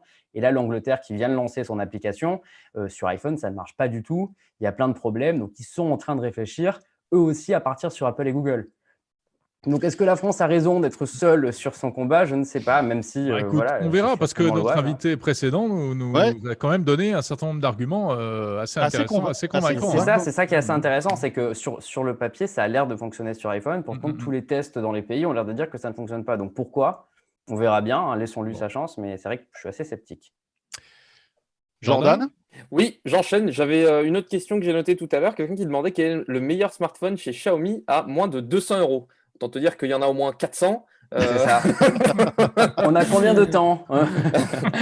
Voilà. Non, c'est une question qui est délicate à l'instant T pour une raison simple. Xiaomi vient d'annoncer ses nouveaux smartphones à moins de 200 € et on ne les a pas encore testés. Donc, je peux répondre déjà pour le présent, donc pour le présent et pour le passé. C'est le Redmi Note 8T qui est commercialisé à partir de 180 €. Il y a un modèle à 200 avec plus de stockage, c'est plutôt celui qu'on vous recommanderait. Et lui, il est excellent sur l'entrée de gamme. Une grosse batterie, une très bonne autonomie, un design moderne et un processeur qui est d'habitude sur des téléphones à 400 €. Donc voilà, c'est du classique Xiaomi. Vous avez un téléphone d'entrée de gamme avec des composants dignes du milieu de gamme. Donc le Redmi Note 8T, c'est un peu le smartphone coup de cœur qu'on a sur cette gamme de prix. Maintenant, il faut reconnaître que comme il y a les Redmi Note 9 qui viennent d'être annoncés, ça peut changer et peut-être que ça vaut le coup d'attendre 1 ou 2 semaines que ces produits arrivent en test et arrivent en France pour qu'on puisse du coup vous recommander cela et avoir un produit de dernière génération et ça coûtera le même prix. Vas-y Jordan, je vois que c'est l'avalanche de questions. Hein. Écoute, ça enchaîne.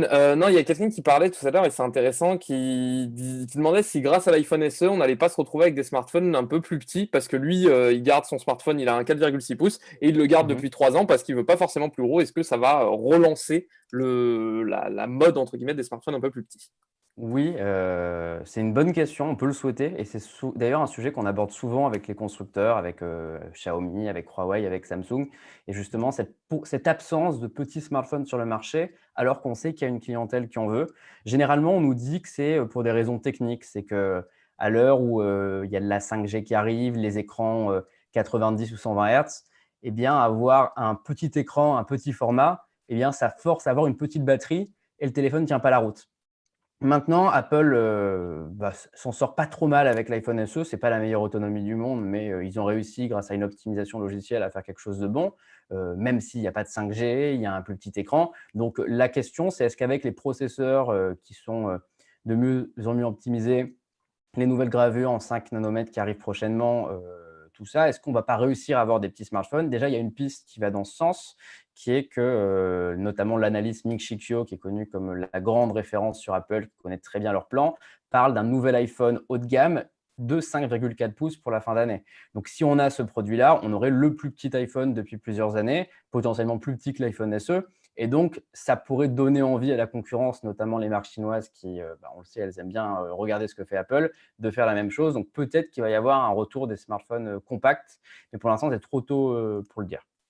Une autre question, j'enchaîne. Alors, vous m'arrêtez si je suis chiant. Non, fais-toi plaisir. Il y a Jack. Jamais chiant, Jordan. Adorable. Jamais, il faut que tu le saches. Bon, ça me fait plaisir. Non, il y a Jack, il faut l'aider parce que sur le chat YouTube, il nous dit qu'il a un Galaxy S4 et qu'il cherche à le changer avec un nouveau téléphone à max 700-800 euros. Qu'est-ce que tu lui conseillerais? Bon, déjà, Galaxy S4, respect. Hein. Oui, c'est ça. Il y a eu 2-3 personnes personnes choquées dans le chat. Ils ont fait « Ah bon ?» Ça fait longtemps, le Galaxy S4. Ça. 2013, alors, le Galaxy S4. Le budget qu'il nous propose, c'est un budget haut de gamme. On peut avoir des très bons smartphones à ce prix-là. Du coup, dans les derniers produits qui viennent d'être annoncés, un de mes candidats, ça serait le OnePlus 8, qui est commercialisé à partir de 699 euros. Ou le OnePlus 8 Pro qui est à 899 si on veut mettre un plus gros budget, parce que là, au niveau de l'optimisation logicielle, des mises à jour, du design, c'est vraiment un excellent produit et on vient de les tester et ils sont très convaincants. Après, autour de ces prix-là, on peut faire moins cher en fait. Il va y avoir le Xiaomi Mi 9T Pro qui est un haut de gamme, qui coûte moins de 500 euros.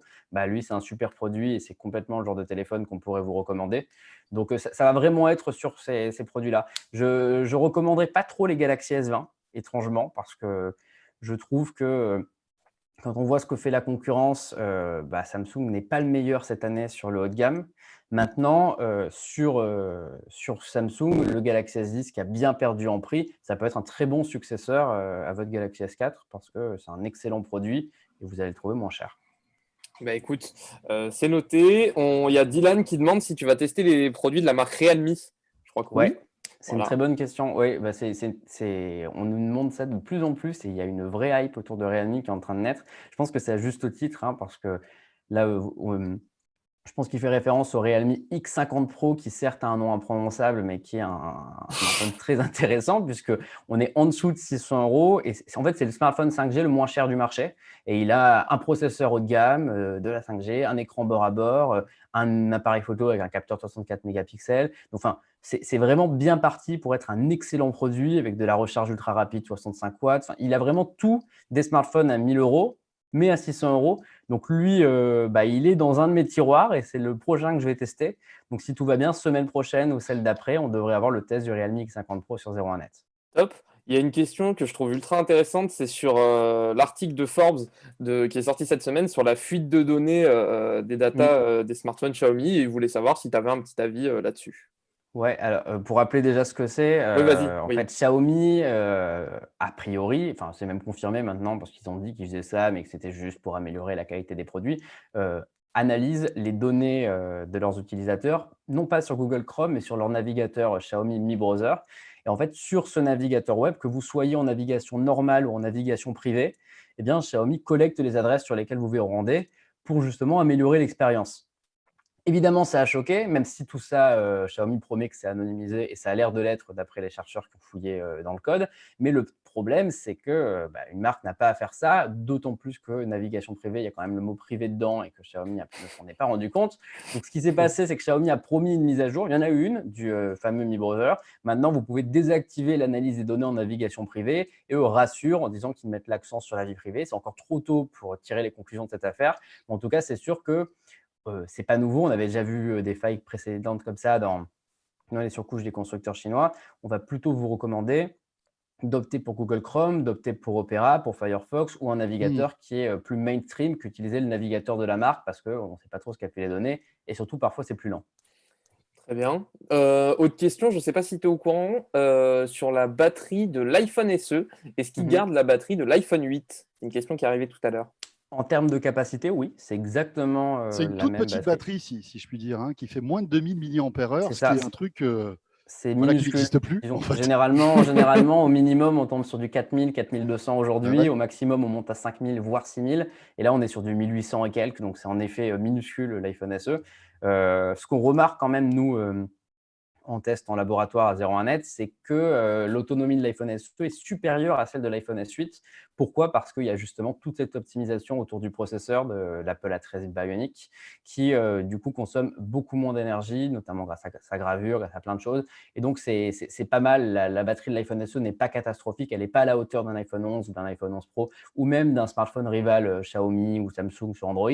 Mais ce n'est pas catastrophique. Il s'en sort très bien. Voilà, Très je vois bien. quelques petites photos de Je pense que l'iPhone j'ai fait le SE. tour. Hein. On voit quelques photos. Oui, il y a pas mal. Je sais bien, vous avez plein de questions, c'est cool. Ouais, Mais- j'en ai pas mal. Non, mais il y en a plein. Ben, en tout cas, ça c'est sûr. Hein, question smartphone, en plus avec Nico Oui. qui répond à toutes les questions. S'il y avait un question pour un champion sur les smartphones, je pense que Nico remporterait la cagnotte. Je pourrais pas mal m'en sortir, ouais. Je Surtout pense en ce qu'il moment. pourrait vraiment s'en sortir. Hein. C'est vrai. Vous avez vu, Jérôme s'éclate. Il a Je découvert vois, Il devient réalisateur. la fonction. Je mets des vidéos. Je suis. Bah mon écoute, petit je réalisateur. meuble. Oui, voilà, Très je décore, j'illustre, je Non, fais mais la c'est très réal. bien. Quoi. Bravo, félicitations. On a fait de gros progrès. Hein. C'est pas terminé. Je veux pas nous porter la poisse, mais franchement, on a fait de gros progrès par rapport à la semaine dernière. Hein. C'est vrai. Bon, bah super. On passe à la suite ou on reste sur les Ouais. smartphones? Non, mais on peut. Nico, tu peux rester Nico, avec nous. tu peux rester avec nous. On va, Avec plaisir, avec plaisir. s'intéresser un peu à l'actu de la semaine dans la tech avec pas mal de nouveautés hardware, hein, Jérôme. Oui, il on y a pas commence mal de choses qui ont été par. annoncées. On commence par Sonos. Allez, on commence par Sonos. C'est vrai qu'on a une affection toute particulière pour Sonos. Et Sonos a sorti une nouvelle barre de son Dolby Atmos. Ah ben voilà, justement, je vais vous la montrer, hein, n'est-ce pas? C'est chez toi, Voilà. ça? Vous l'avez? Non, Oui, c'est on la pas voit. chez moi. Attends, faut pas que je m'en mêle les pinceaux, Ah non, hein, non, mais surtout. Non, te trompe pas. voilà, hein, donc la nouvelle barre de son qui s'appelle la barre de son Arc.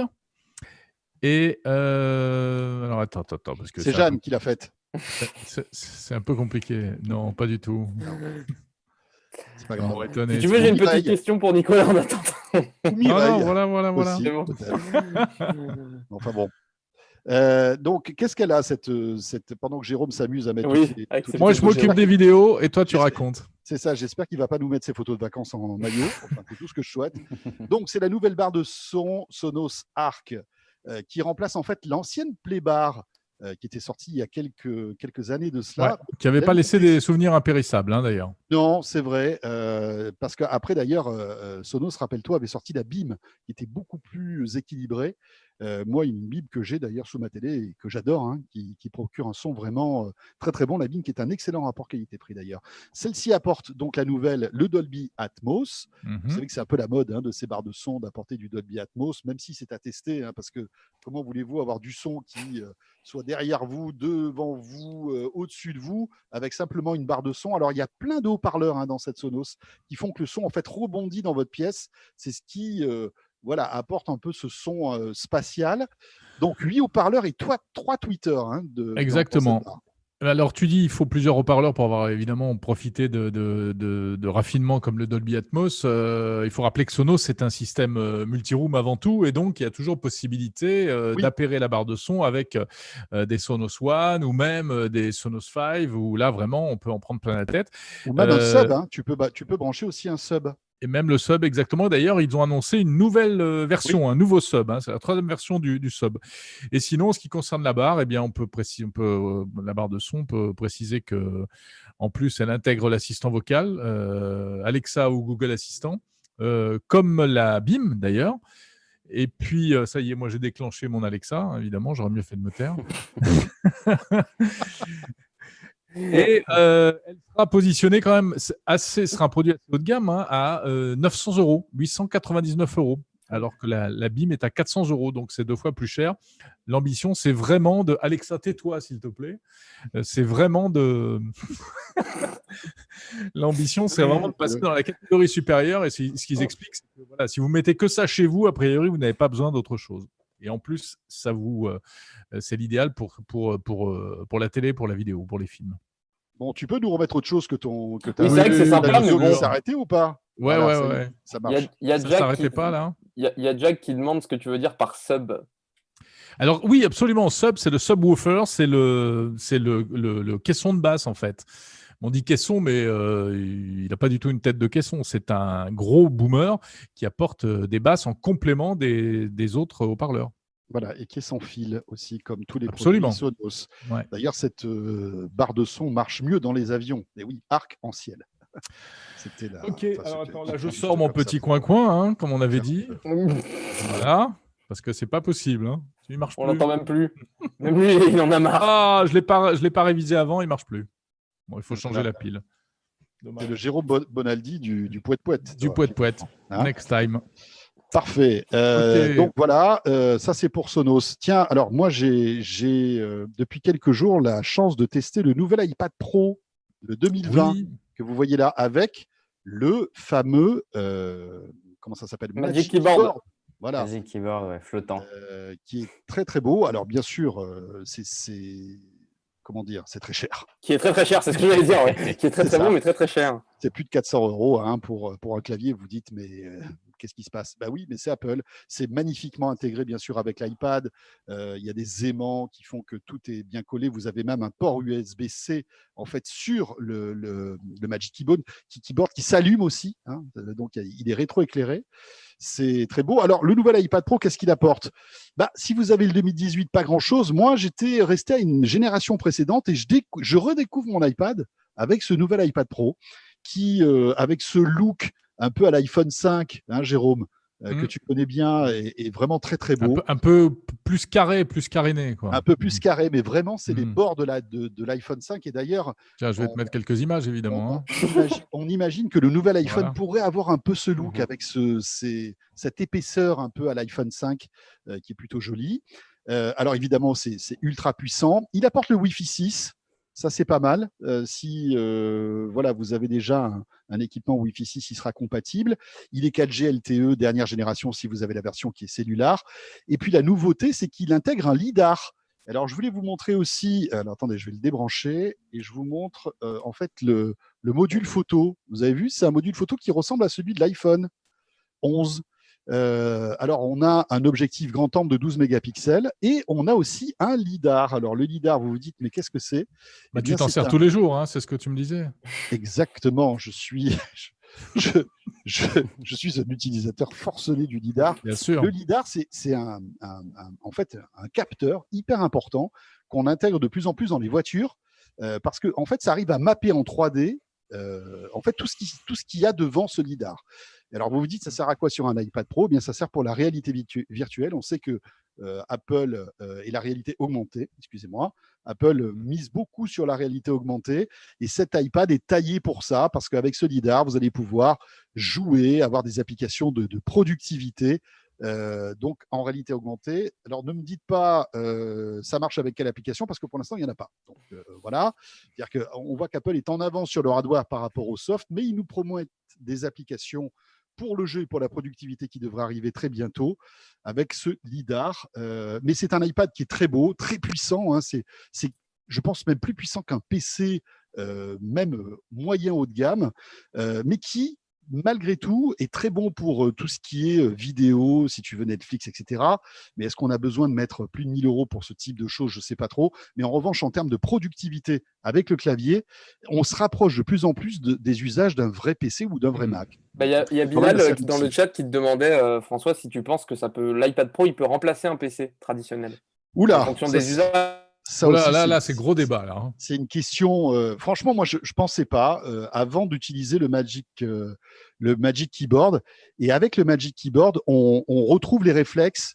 Il y a un touchpad. Donc, en fait, dès que vous branchez le Magic Keyboard sur l'iPad Pro, vous avez le touchpad qui apparaît sur l'écran de l'iPad et vous pouvez interagir avec toutes les applications comme si vous aviez une souris sur un Mac ou un PC. Mais après, il y a des limitations. Je pense que petit à petit, iOS s'adapte de plus en plus en fait à l'usage d'un PC ou d'un Mac. On n'y est pas encore, mais on s'y rapproche vraiment. Donc, est-ce que ça remplace un PC? Je pense pas encore, mais on Si s'y c'est rapproche. pour aller sur Internet, oui, mais si Oui. c'est pour faire des choses un peu plus Oui. productives, comme on dit, C'est ça. Et il y a, non. il y a Anthony qui disait, mais je crois que c'est vrai qu'il y a l'appli Ikea qui marche en réalité augmentée. Bon, allez, c'est Oui, mais très... l'appli Ikea, par exemple, ne se sert pas encore du LiDAR, d'après ce que j'ai Ah compris. d'accord, ok, je pensais. Ouais. Donc, elle Le marche, LiDAR, elle marche sur plein d'appareils, mais si tu veux, il faut développer une appli spécifique Ouais, pour le LiDAR. ok. Mais c'est un ok. super truc le lidar. En fait, c'est un radar laser. Donc, c'est un truc qui marche comme les radars, mais soniques, et en exploitant la technologie laser. Donc, c'est beaucoup plus rapide, beaucoup plus précis. Et comme tu le disais tout à l'heure, c'est ce qui permet aujourd'hui aux voitures autonomes de se Exactement. repérer dans l'environnement pour détecter très, très vite, cartographier vraiment de manière très, très, très rapide tout ce qu'il y a autour. C'est étonnant que ça se démocratise aussi vite et que, alors évidemment, sur un iPad, c'est pas la même utilité. Mais après, la question qu'on peut se poser, c'est un pari quand même de la part d'Apple d'investir et de mettre un LiDAR sur un iPad Pro pour faire quoi? Ouais. Qu'est-ce que va faire en fait, la question finalement derrière tout ça, c'est qu'est-ce que va faire Apple avec la réalité augmentée? Est-ce qu'on aura des lunettes? Est-ce qu'on aura des casques? Est-ce que ça va arriver? Enfin, voilà, c'est ça, en fait, à mon avis, la question la plus importante. Et ça va être à surveiller, je pense, dans les mois et les années qui viennent. Qu'est-ce qu'on a d'autre? Eh bien, cette semaine, il y a quand même eu un nouveau MacBook Pro qui a été montré, qui a été dévoilé. Hein, c'est le MacBook Pro édition 2020, enfin MacBook Pro 13 pouces. Je parle sous ton contrôle, Nicolas, puisque c'est aussi un peu ton rayon, Apple, Oui, hein, oui. MacBook Pro. Oui, c'était un renouvellement qui était attendu depuis longtemps et qui à la fois réjouit les fans d'Apple et les déçoit parce qu'ils espéraient un modèle 14 pouces avec un écran bord à bord, avec des nouveaux haut-parleurs comme sur le MacBook Pro 16 pouces.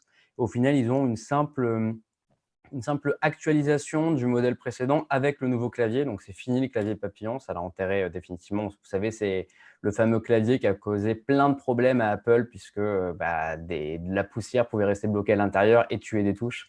Donc, c'est en effet un peu problématique. Ça faisait 5 ans que ça avait été lancé. Et maintenant, il n'y a plus aucun Mac au catalogue qui propose le clavier papillon. Mais pour le reste, il reprend vraiment à l'identique le design des précédentes générations. Et il faudra attendre encore 1 an certainement pour avoir un MacBook Pro 14 pouces, donc c'est un peu décevant. Ouais, pas de 14 pouces. Bon, celui-là, en plus, il n'est pas très différent, simplement, il est un peu plus costaud, quoi. Hein. Oui, on a 16 Go de RAM au lieu de 8, on a un SSD qui démarre à 256 Go et qui monte jusqu'à 4 Teraoctets. Mais il n'est pas Wi-Fi 6, ce MacBook ça. Pro. Aussi. Ouais, alors, voilà. c'est dingue, pas alors que Wi-Fi l'iPad 6. Pro l'est. C'est ça qui est bizarre. Il n'y a aucun Mac qui est Wi-Fi 6 au catalogue chez Apple aujourd'hui. C'est assez étonnant et beaucoup de personnes se demandent pourquoi. Est-ce qu'on va devoir attendre d'avoir un Mac avec un processeur Apple pour avoir du Wi-Fi 6? On ne sait pas encore combien de temps ça va durer. Et autre chose qui a déçu les gens, c'est que si vous regardez la gamme tarifaire d'Apple, vous avez en fait les 2 MacBook Pro 13 pouces d'entrée de gamme, donc les 2 premiers produits les moins chers, donc à 1 500 €, n'ont pas un processeur de dernière génération et ont celui de l'année dernière. Et si vous voulez le processeur de dernière génération, il faut payer au minimum 2 100 € et donc prendre la 3e configuration. Donc c'est un peu le truc décevant, c'est qu'on a l'impression que si vous voulez en fait profiter de la vraie nouveauté, il faut payer vraiment cher et la première mise à jour se contente vraiment de changer le clavier et c'est tout. Très bien. Jérôme, qu'est-ce qu'on a aussi? On a une nouvelle. Sur le chat, ce que j'allais dire, sur le chat, on te demande absolument de parler des annonces Microsoft. Je ne sais pas si c'est ce que tu allais dire.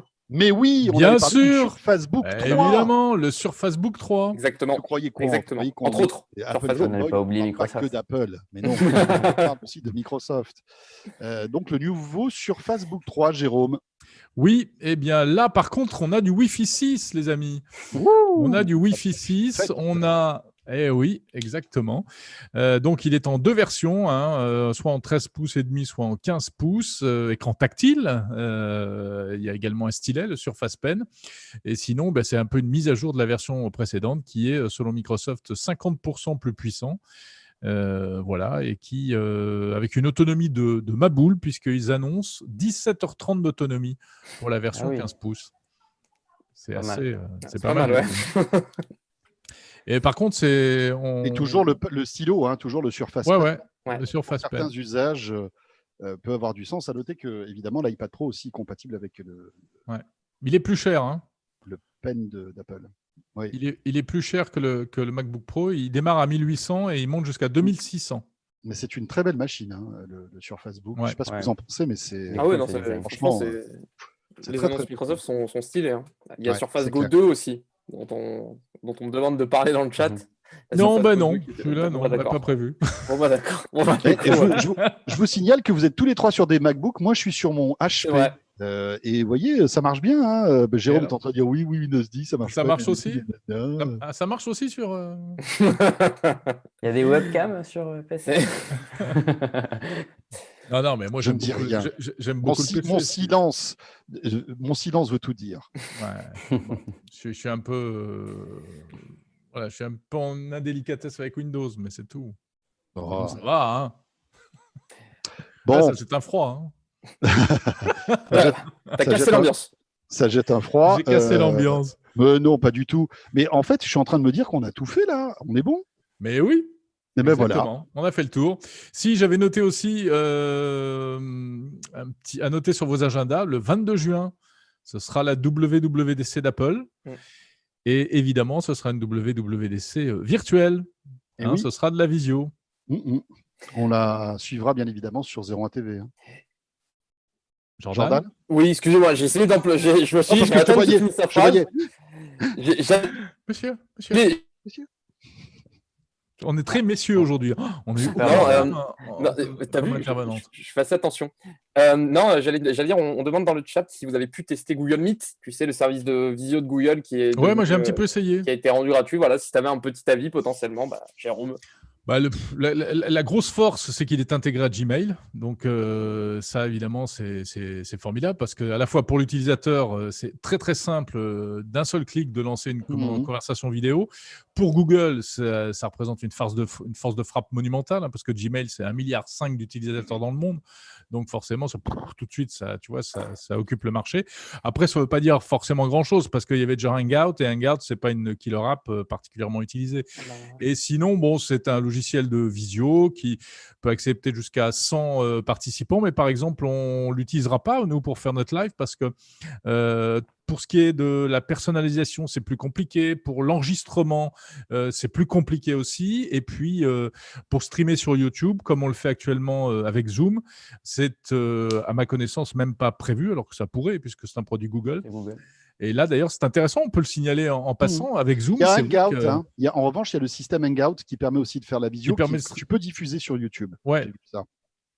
Et là, c'est vrai que sur Zoom, c'est hyper simple de streamer sur YouTube. Hein. En 2 clics, on lance le flux et c'est parti. Et ça marche. Bon, écoutez, c'est sur ces belles paroles que nous allons nous dire au revoir. Merci Nico, c'était cool de te voir. Merci, ça m'a fait plaisir de vous voir aussi. Voilà. On aura l'occasion de parler de plein de choses, de smartphones et d'autres choses dans les prochaines semaines. Bien sûr. Écoutez, pour tout vous dire, on réfléchit à reprendre une vie à peu près normale dès la semaine prochaine, puisque ce sera la fin du confinement. Il va falloir te raser alors. Hein. Oui. Et toi, tu vas garder ta moustache ou comment on va faire? Oui, moi aussi. Paf. Non, ce que je voulais dire par là, c'est qu'on va essayer la semaine prochaine de reprendre nos émissions à peu près normalement en studio avec 01 Drive, avec De Quoi Joël qui reviendrait en vidéo aussi, et peut-être aussi 01 Hebdo, même si ce format, je trouve qu'il est très sympa.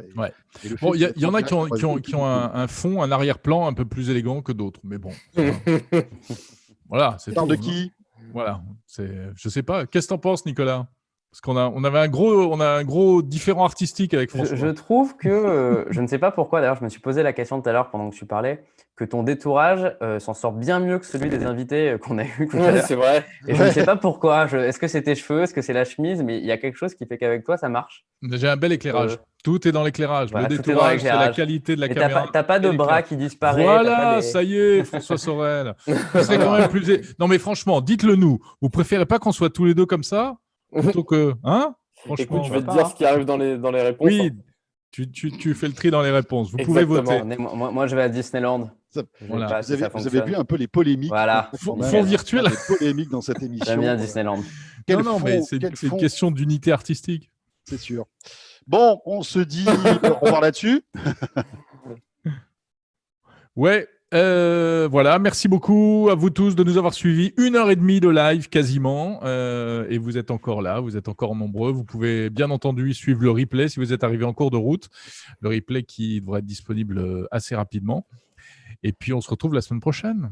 Voilà, et puis bien sûr sur la chaîne 01 TV, sur les box Orange, box SFR, box Free, vous pouvez retrouver cette émission, évidemment, sur la chaîne qui diffuse 24 heures sur 24. Jordan, merci aussi à toi. Merci, et puis Jérôme, j'ai le malheur de te dire que tout le monde préfère... On t'a pas entendu, laisse tomber, on t'a pas entendu. Allez, salut Jordan, ça a coupé. Non, c'est intéressant. Quel dommage. Non, ça a coupé pour de vrai en plus. Non, dans le chat, tout le monde préfère le naturel. Donc Jérôme, je suis désolé. Tu sais quoi, j'en étais sûr. Mais c'est parce que vous voulez voir comment c'est chez François Sorel. Mais c'est un faux jugement. Non. Je vais demander à des. Vous demandez à des pros. Moi, voilà, t'es bien comme ça. On est bien. Comme ça, on ne bouge plus, on est bien. Ça me fera penser à cet été, tiens. C'est la récréation, là. Hein. Si on a des vacances, etc. Enfin, toutes ces questions. Écoute, alors, puisqu'on y est. Hein. Ah oui, d'accord, il y a plus. On va avoir des problèmes avec YouTube. Après, on va se désolidariser de. Voilà. Et c'est maintenant que ça dégénère. Donc, il faut absolument arrêter. Merci en tout cas de nous avoir suivis. Portez-vous bien, soyez prudents et on sera là, bien sûr, la semaine prochaine sur 01 TV.